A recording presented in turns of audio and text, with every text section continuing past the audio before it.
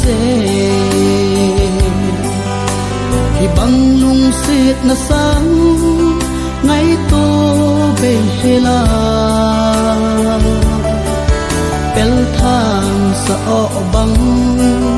ngay nasut happy ze Na ang ko'y zong dong timin Alung oy na dem Na to'y na donga Bong la na hipoy Iding hibang loma Nat na naigun piham Na ang lumalumong ding Kahim kan tile Tunin nubang ho Pavang ho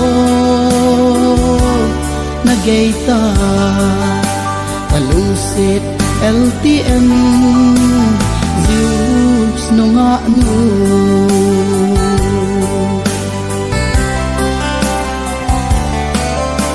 Lungsit ko sinduy cheng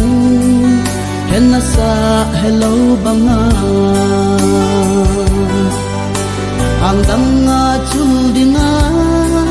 Kigiang na hita zong le Lumongin gatsin lang Na day bangin pung chulta Tunin na hilay pulhi Galbangin daw may tangi Na to'y na donga Bong la na hipoy Iding hibang loma Nat na naigun piham Na ang lumalumong ding Kahim ka na tile Tunin nubang ho Pavang ho Nagaita Kalungsit LTM Zeus no nga no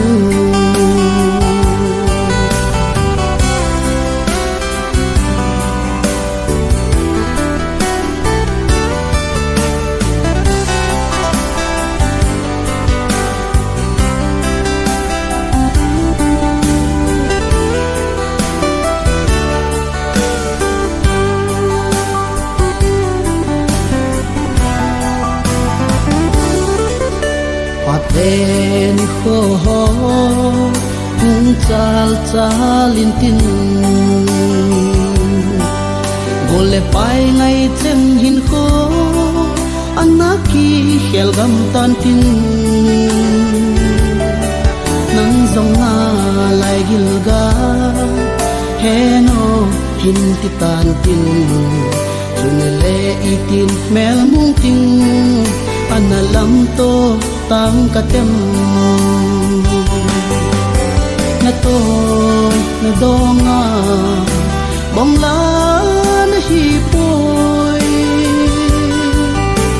Iding hibang loma Nat na naigun piham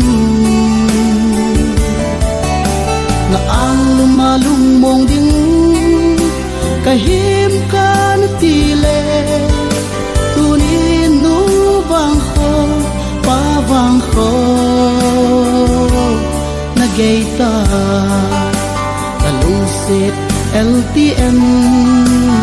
Zeus no nga no